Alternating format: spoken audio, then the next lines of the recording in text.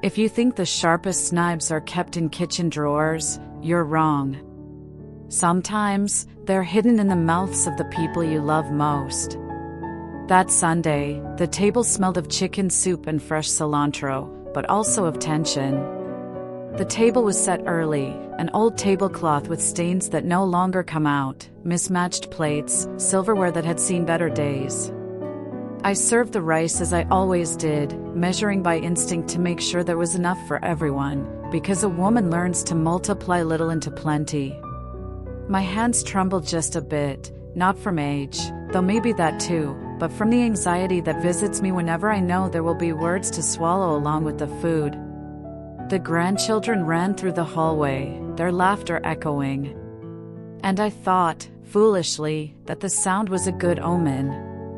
My youngest son arrived late, heavy footsteps, his phone glued to his hand like a second skin. He didn't look at anyone, tossed his keys on the table like a stone into water, and sat down, dragging the chair back with a screech that pierced me. "Is it ready?" he asked, without greeting, without seeing me. I nodded, as always. I placed the best cut of meat on his plate, because mothers, even in defeat, still choose the best for their children, and remained standing, watching the steam rise like a small prayer. "Sit down, Mom," my daughter said, in that tone that imitates patience but hides hurry. I sat. The tablecloth brushed my wrists. I whispered a two-word prayer, "Give me strength." I can't recall the small talk before it happened, if there was any.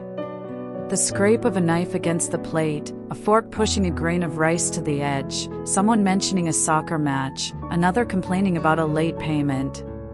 Small islands of sound floating in a soup of indifference. I chewed slowly, a strategy to avoid speaking too much, to avoid asking when I had stopped being welcome in my own home. Then came the phrase, short, cold, pointed, shot like an arrow straight into my chest, "Useless old woman." Just like that. No warning, no disguise, no shame. Out of my youngest son's mouth, and it dropped onto the tablecloth with a weight that crushed everything else. I didn't look at anyone, but I felt them. Silence entered the room like a wild animal and sat down with us. My granddaughter's spoon froze in midair, my daughter-in-law lowered her gaze, retreating into her phone, my daughter pressed her lips together, as if holding them shut could patch the scene. And I kept chewing. The meat turned to stone in my mouth. My throat burned, but I didn't cough. I swallowed carefully, like someone learning to swallow thorns.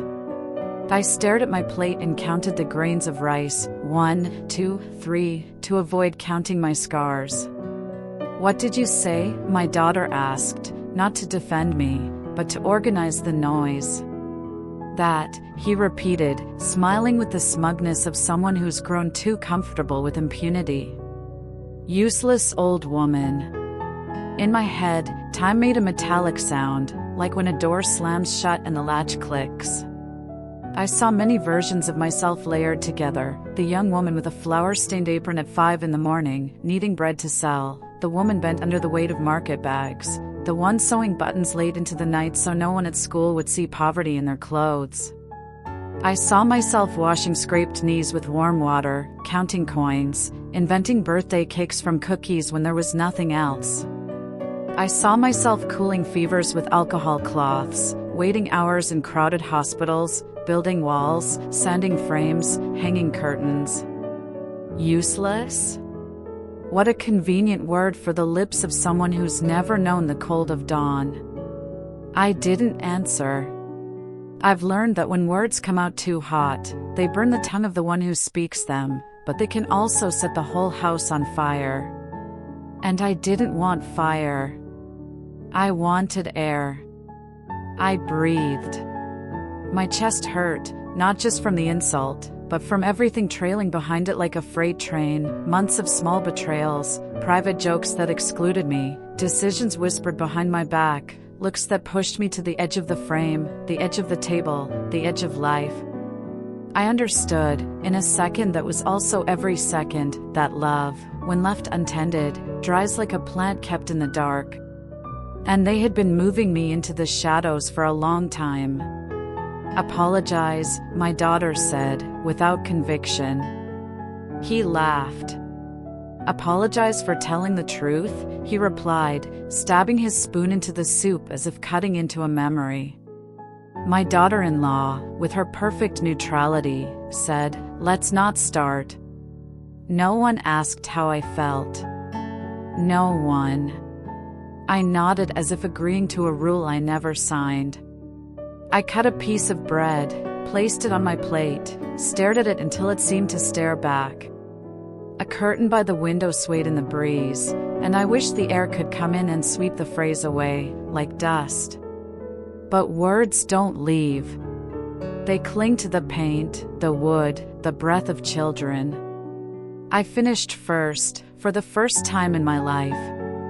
I placed my silverware down carefully, aligning them as if order on the table could fix disorder inside me.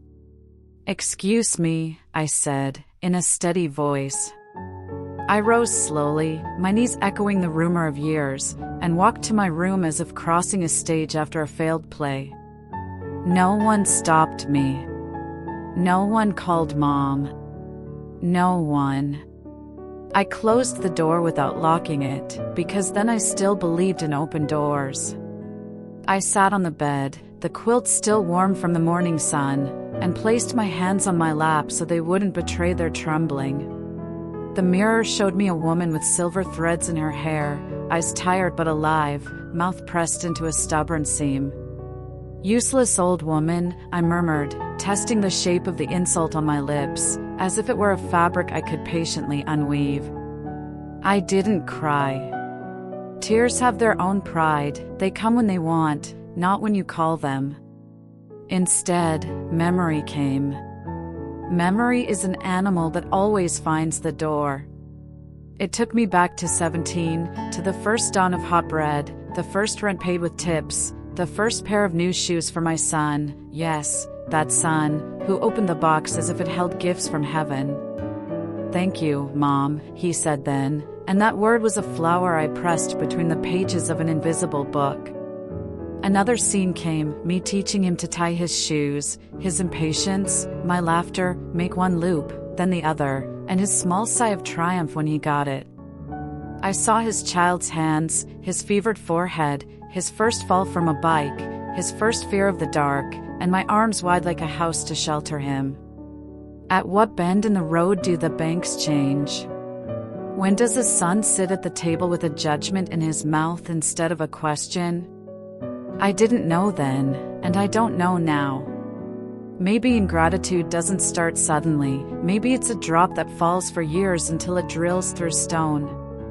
Maybe I made myself small, making space, and they got used to the extra room. I heard laughter from the dining room, life resuming as if nothing had happened. Normalcy is a cruel mask, it covers wounds with a clean tablecloth. A new tiredness settled over me, not in my bones, but in my soul.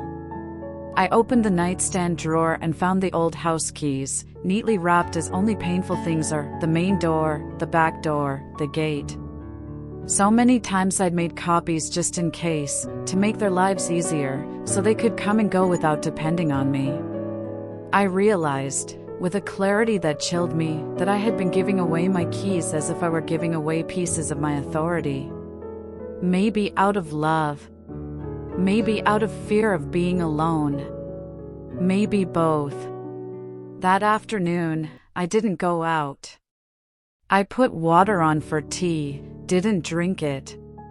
Turned on the radio, didn't listen. Lay down, didn't sleep. The insults stayed in the room like a buzzing fly. And yet, beneath the buzzing, there was something else, a silence that wasn't empty, a silence with shape, weight, intention. A silence building inside me like a decision.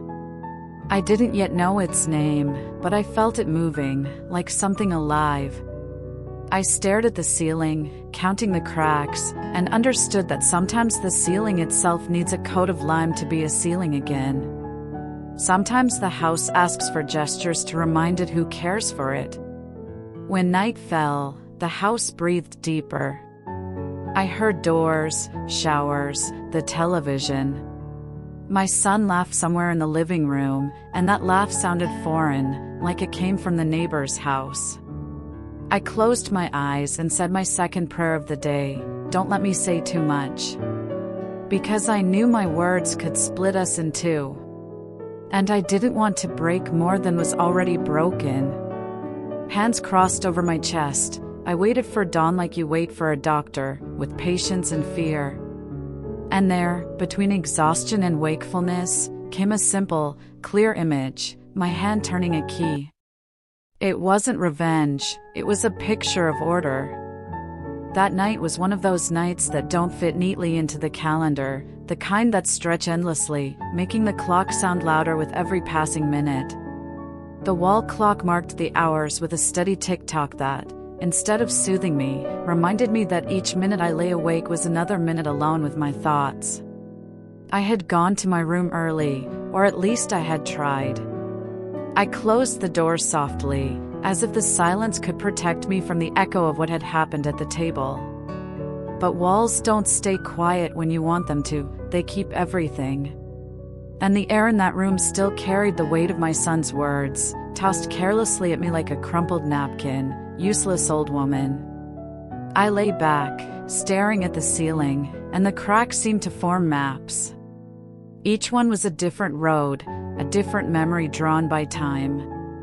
In one thin line of plaster, I saw my wedding day, me young, wearing a borrowed dress, holding flowers taken from a neighbor's garden, smiling with the innocence of someone who believes love is a roof that never leaks. In another, I saw my children barefoot, chasing a ball made of rags, laughing as if the whole world was just our backyard. In a deeper crack, I saw my hands scrubbing clothes in icy winter water, my fingers red and stiff, while keeping an eye on the pot so the rice wouldn't burn. The bed was cold, but the heat I lacked in the blankets burned in my chest in the form of quiet rage. I thought of getting up, walking into the living room, and confronting my son, telling him what no one else in this house had the courage to say. Telling him that without me, he wouldn't be alive. That my hands were his first bed, that my sleepless nights were his first roof. But then I pictured his face, that smirk he wears when he thinks he's above me, and I realized it wasn't worth wasting my breath on ears that had chosen not to hear. He wasn't the little boy who understood with a hug anymore. He was a man who had chosen to forget. Outside, the wind tapped against the windows as if it wanted to come in, and I thought about letting it, hoping it might carry away some of the sadness tightening around my throat. I closed my eyes, but the images kept coming, me in the kitchen 20 years ago, packing lunches at 5 in the morning while everyone else slept, me folding laundry with the care of someone folding flags, because dignity is kept clean and neat, me carrying my son to the doctor through a rainstorm, drenched to the bone, waiting for hours in a crowded hallway. And all for what? So that now he could look me in the eye and shrink me into 2 empty words. I turned over, searching for a position that might fool insomnia, but the pillow was as uncomfortable as my heart. I sat up and switched on the bedside lamp, the one with the shade that's been crooked ever since my grandson knocked it over while playing. The warm light cast long shadows on the walls. I looked at my hands. The wrinkles looked like rivers, each one telling a story, kneading, sewing, carrying, healing. These weren't useless hands, they were maps of a life. But in this house, those stories seem to have lost their value. Here, anything that doesn't produce money is treated as waste. And apparently, I had stopped being useful.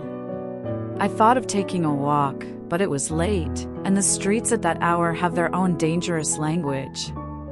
So I stayed, listening to the house breathe. I heard my son moving in the hallway, the fridge door opening, a door closing. Each sound was a reminder that he was able to live here because of me, it treated me like a stranger. I clenched my jaw, not out of anger, but to keep from crying. I know tears change nothing, they only leave your eyes red and your face swollen, and tomorrow I would have to face their stares as if nothing had happened. By 4 o'clock, it was clear I wouldn't sleep. Dawn crept through the cracks, bringing with it a thought that at first was a whisper, then a shout. I saw myself standing with a fistful of keys in my hand, deciding who could enter and who couldn't. I saw myself closing doors, not to lock myself in, but to protect what was left of me. Because I realized they hadn't just stopped respecting me, they had started erasing me. And if I didn't do something, soon there would be nothing left. At 6, the first ray of sunlight touched my feet. I stood slowly, like someone preparing for a ceremony. I opened the wardrobe and took out my bag. I counted the coins in my purse. I didn't need much money for what I had in mind, only determination. And that morning, I had plenty. I put on my gray sweater, the one that smells of soap and old memories, and went down the stairs without making a sound. Outside, the crisp air hit my face like a slap that wakes you up. I walked toward the hardware store with firm steps, and each step was a word I hadn't said at the table, but would say with my actions. When I reached the corner, I saw the shopkeeper, Mr. Ernesto, rolling up the metal shutter. The soft jingle of the door chime as I entered felt like a seal on my decision. "What do you need, Mrs. Rosa?" he asked, with a voice that seemed to know more than it said. "New locks, Ernesto. The best you have." He nodded without asking questions. He knew that when a woman my age arrives with that look in her eyes, there's no turning back. I left the hardware store with a small bag in my hand, but the weight I carried wasn't from the metal inside, it was from what that bag represented. 3 brand new locks, each with its own set of shining keys, cold and silent. The morning sun was climbing higher, glinting off the plastic wrap around the metal, as if these pieces were just waiting for their moment to shine. I walked slowly, not because I was tired, but because I wanted to savor the certainty of what I was about to do. Every step toward my house was also a step away from the woman who had stayed silent at the table the day before. I remember thinking, as I made my way down the quiet street, that life's most important decisions don't always arrive with fanfare. Sometimes they come like this, silent, steady, as natural as breathing. I felt no fear, and that surprised me. Maybe because I knew I wasn't doing anything wrong. Changing the locks wasn't revenge, it was protection. I wasn't throwing anyone out. I was reclaiming my right to decide who crossed my threshold and who didn't. Respect, once lost, doesn't wander back on its own, you have to go out and bring it home. The neighborhood was still half asleep. Curtains were drawn, the only sound the chirping of birds that seemed to have the street to themselves. I saw Mrs. Elvira, my neighbor, watering her plants in an old housecoat, hair tangled from sleep. She waved absently, not knowing I carried something far more significant than a simple hardware purchase. On another day, I might have stopped to chat, but not today. Today, every second mattered. I had a purpose burning in my chest, and I didn't want it to cool. When I reached my front door, I slid the familiar key into the lock, knowing it would be the last time. The silence inside was thick, almost physical. Everyone was still asleep. I stood in the doorway for a moment, breathing deeply. The air of my home had a scent I knew by heart, a mix of old coffee, wood, and the cheap soap I used to scrub the floors. I closed the door behind me and leaned against it. It felt like putting a period at the end of a sentence before starting a new one. I opened the bag, took out the first lock, and held it in my hand. It was light in weight, but inside me it felt heavy as a river stone. I knelt in front of the door and began to work. The screwdriver turned with a dry, metallic sound that blended with the steady rhythm of my heartbeat. I'm no locksmith, but my hands have learned to do almost everything: fix leaky faucets, mend torn clothes, repair wobbly chairs. Changing a lock was nothing compared to the things life had already forced me to learn. With each screw I removed, I felt I was also removing a little of the resentment I had swallowed, a little of the humiliation they had served me without shame. It was like dismantling, piece by piece, the pain they had given me. The wood creaked softly, as if the door itself understood what was happening. Maybe it, too, needed this change. As I placed the new lock, my fingers brushed the cold metal, and I felt an unexpected calm, as if that touch was giving me back some strength. I thought of all the times I had opened that door to welcome them, to care for them, to give them a home. And now, that same door would become the guardian of my dignity. Just as I tightened the last screw, I heard soft footsteps behind me. I turned and saw my youngest son, his face still marked by the folds of the pillow, his eyes half closed from sleep.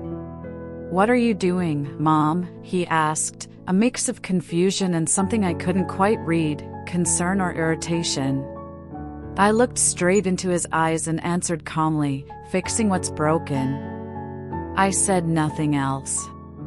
It wasn't a conversation, it was a statement. He blinked, as if waiting for me to continue, but I didn't. I stayed kneeling, returning to my task. I noticed he didn't step closer, as if something in my posture told him this wasn't the moment to interfere.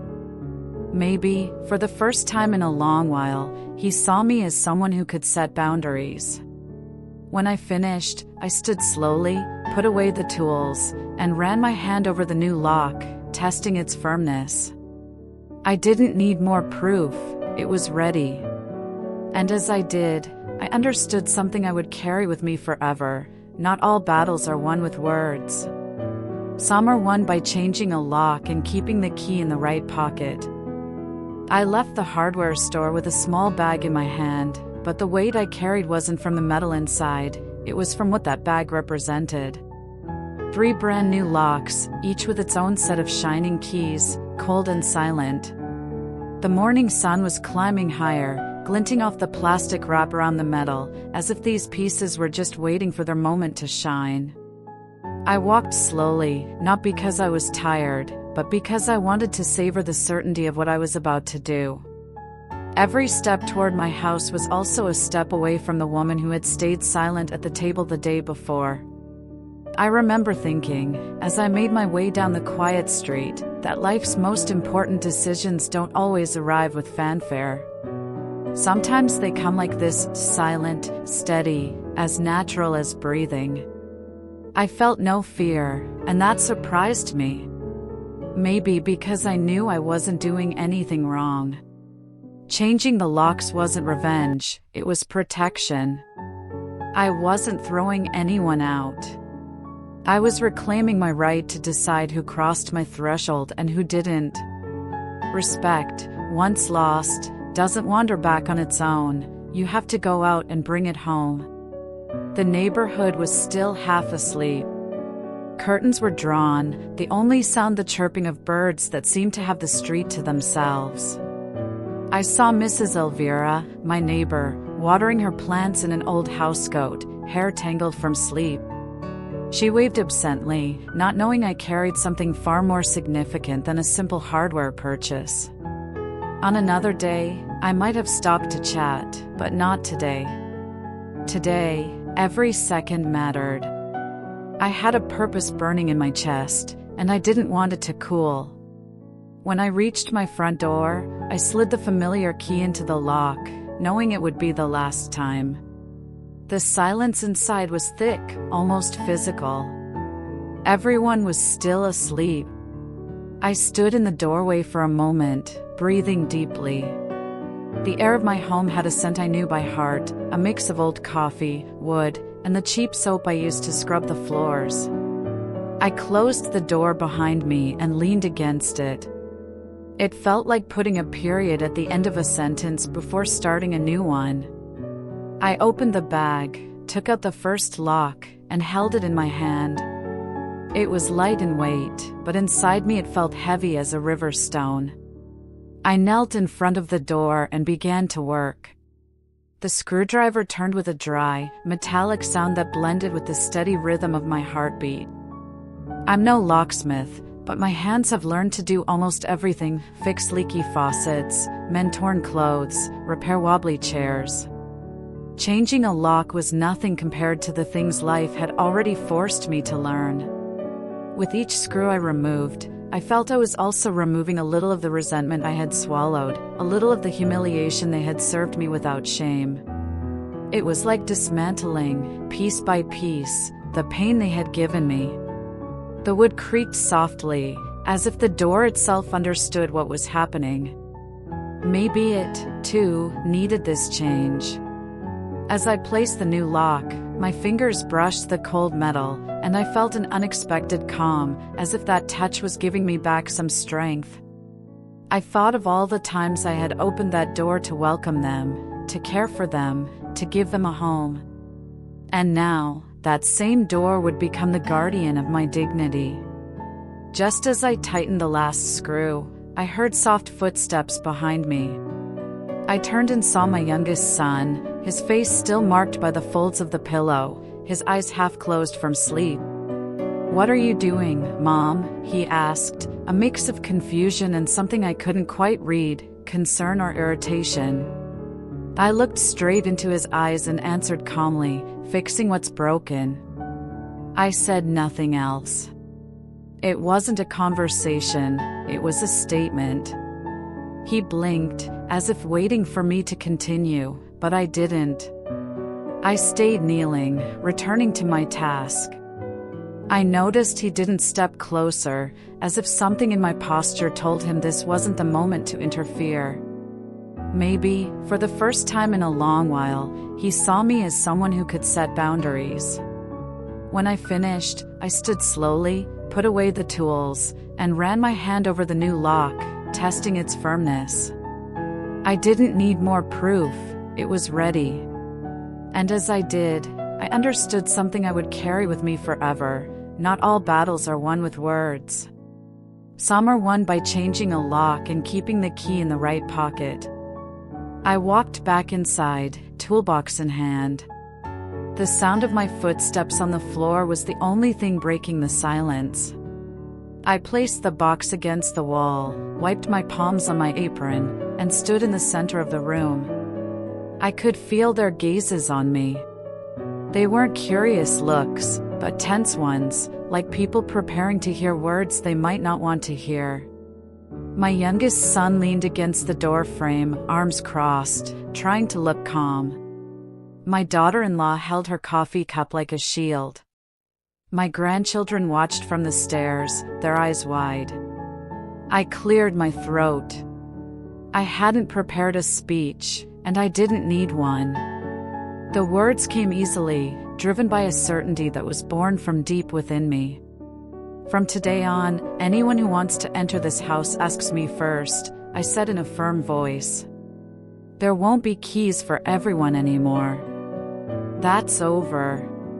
The silence that followed was palpable. I saw my daughter-in-law's knuckles tighten around her cup, my son's foot tapping lightly on the floor. But no one spoke. No one dared. I walked to my usual chair by the window and sat down with my back straight. I lit a cigarette, even though I knew I shouldn't, and let the smoke rise slowly.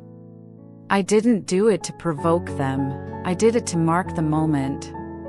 Outside, life continued as if nothing had happened, but inside, everything had changed.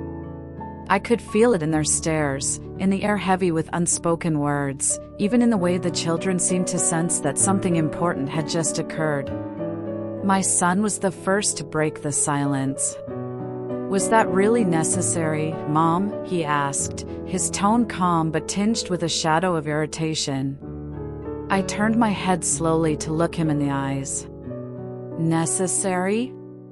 I repeated. It was necessary for you to call me a useless old woman in my own home, in front of my grandchildren.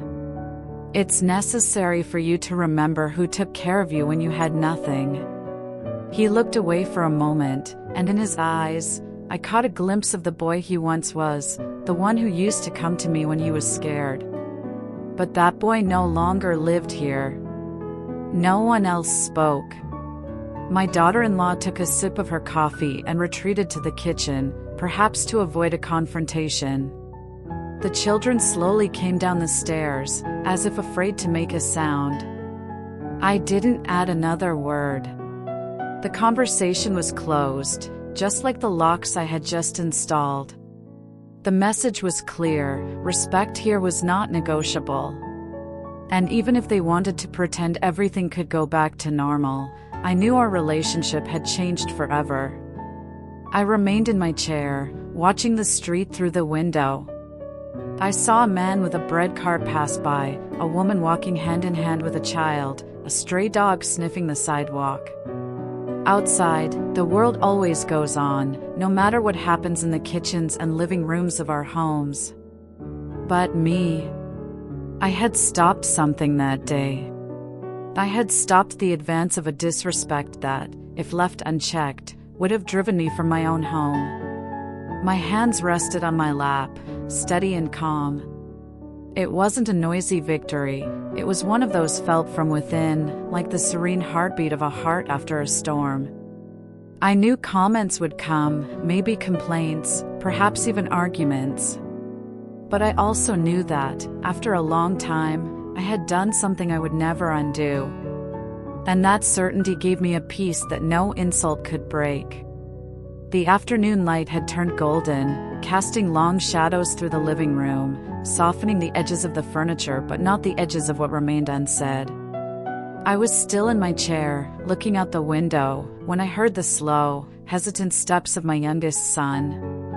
They weren't the confident strides of someone with a clear purpose, they were the careful, dragging steps of someone who wasn't sure if they wanted to reach their destination. He stopped in the doorway, hands in his pockets. "Mom, can we talk?" he asked, and in his voice I heard something I hadn't in a long time, a trace of discomfort.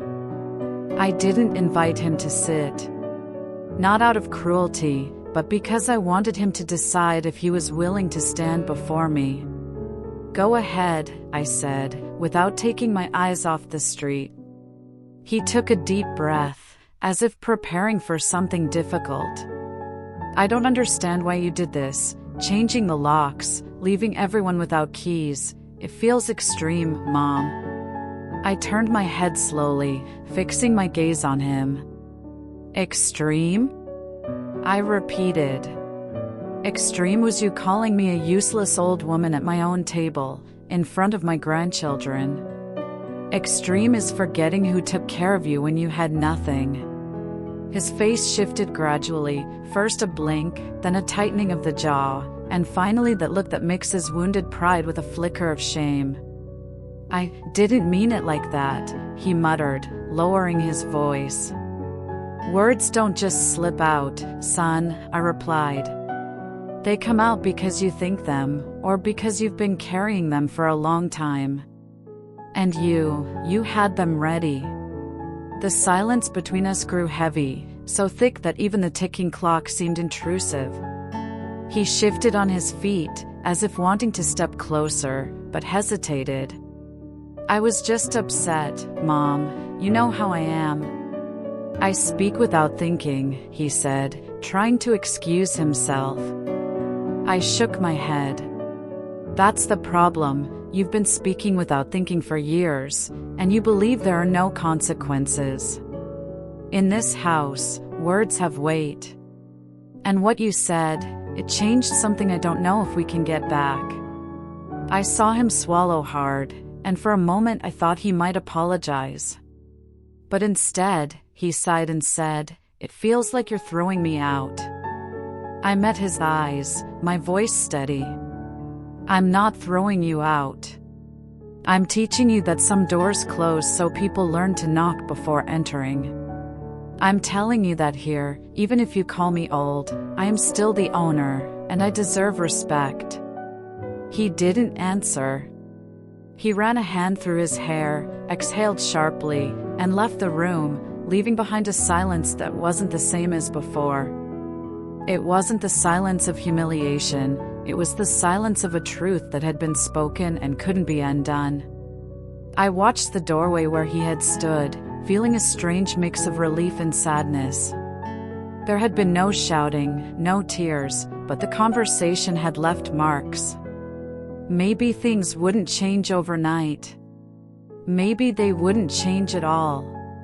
But I had said what needed to be said, and for me, that was already a change.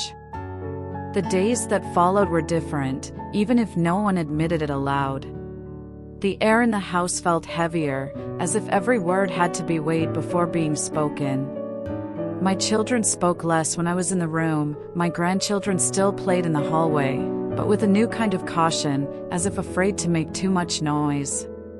Even my daughter-in-law, who used to walk past the living room without so much as a glance, now stopped to offer a brief greeting, perhaps out of courtesy, perhaps out of caution. There were no open arguments, but the calm was an uneasy one, made of freshly drawn boundaries. Every time someone needed to come in or go out, they came to me. They knocked on my door or called for me from the living room. At first, they did it awkwardly, as if asking for the key was a constant reminder of the shift that had taken place. But I didn't see it as an act of control, I saw it as the return of something I had lost. Before, they came and went as if this house were a hallway with no owner. Now, they had to acknowledge me as the gatekeeper of the home, even in the simple act of asking permission. The reproachful looks came too. Sometimes, when I unlocked the door, I would catch my youngest son watching me with a mix of challenge and resignation. He said nothing, but I could read in his eyes that pride still weighed heavier than humility. And yet, I noticed small changes. He began picking up his plate after meals, helping with little tasks he used to ignore. It wasn't an apology, but it was a start. People don't always change through words. Sometimes, they change when actions remind them that the rules have shifted. At night, the silence was deeper. I didn't hear arguments, loud laughter, or doors slamming. It was as if everyone was measuring each move. Some might call it discomfort, I called it respect. Because in that silence, no one interrupted me, no one ignored me, no one treated me as if I didn't exist. In that silence, I could drink my tea and look out the window without feeling like an intruder in my own home. In those days, I returned to small pleasures I had set aside. I picked up my sewing again, sorted through old photographs, wrote letters I would never send. Not because I wanted to isolate myself, but because I rediscovered something I had forgotten, that I could fill my time and my space without always being available to everyone. It was as if the new locks had not only secured the house but also my peace. Still, I knew this calm could break at any moment. Hurt pride is like an ember, it looks cold, but a single breath can bring it back to life. And deep down, I suspected my youngest son hadn't fully accepted the lesson. I didn't know when or how, but I could feel that something between us was still unfinished. And I was ready for it when it came. With the quieter days came more time to think about what it really means to grow old.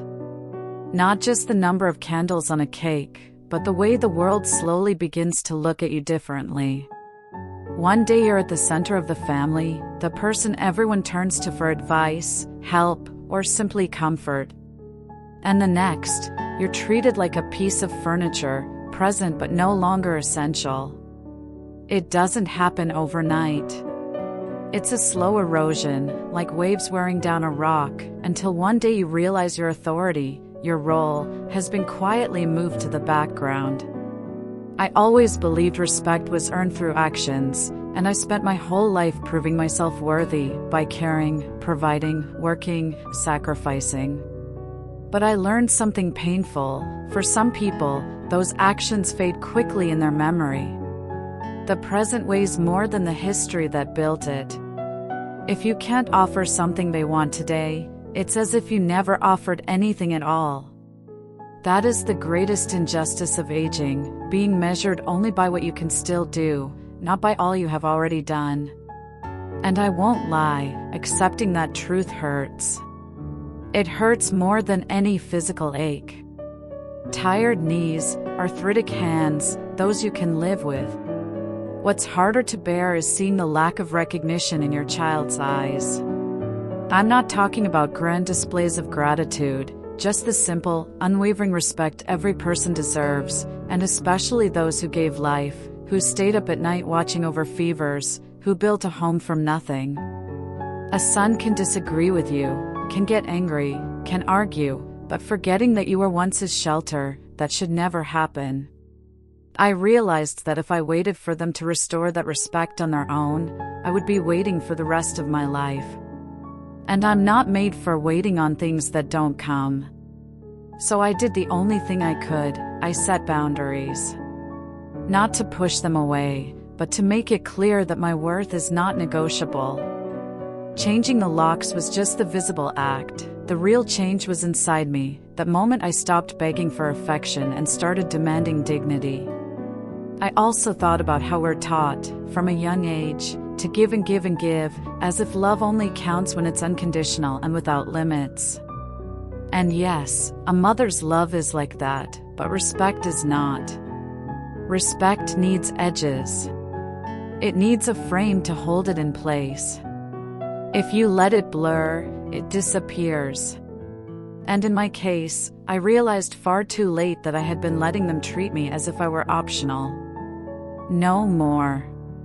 Because age is not the same as uselessness, it's the same as experience. And when experience isn't valued, everyone loses. That reflection gave me more peace than any apology could.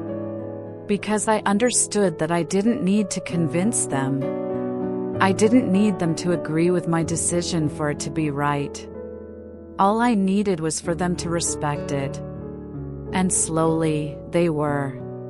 They may not say it in words, but I see it, in how they now think twice before speaking to me.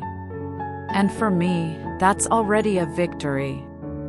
Today, as I sit in my chair by the window, I look at the keys resting in the pocket of my apron and understand they are not just pieces of metal.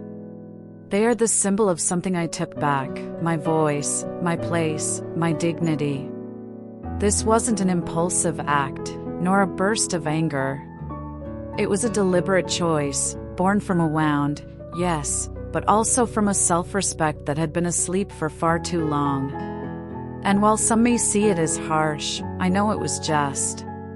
Sometimes I think that if what happened at that table had never occurred, I would still be living in the same quiet routine, accepting the glances that erased me, the words that reduced me, the silences that pushed me to the margins of my own life. My son's insult hurt deeply, but it was also the spark that lit a truth. If I don't set a limit, I lose myself. And losing myself would be far worse than losing the comfort of those who don't value me. I know that since that day, nothing has been exactly the same. Conversations are shorter, gestures more measured. But there's something new now. They listen. They may not always agree, but they know my voice matters. And for a woman my age, that is worth more than any half-hearted apology. Because I'm not looking for them to say sorry out of habit, I'm looking for them never to have to say it again. I've also learned that setting boundaries doesn't mean stopping love. I still care for my children, still watch over my grandchildren, still remain the heart of this home. But now I know I can love without allowing myself to be stepped on. I can open my door out of choice, not out of obligation. I can say yes or no without fearing that affection will vanish. Because affection that depends on your silence isn't affection, it's convenience. When I walk through my home and touch the new locks, I feel proud.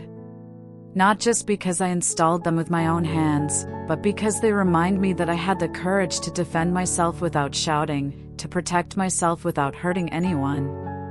And I like to think that maybe, someday, my children will understand that this act wasn't against them, it was for me.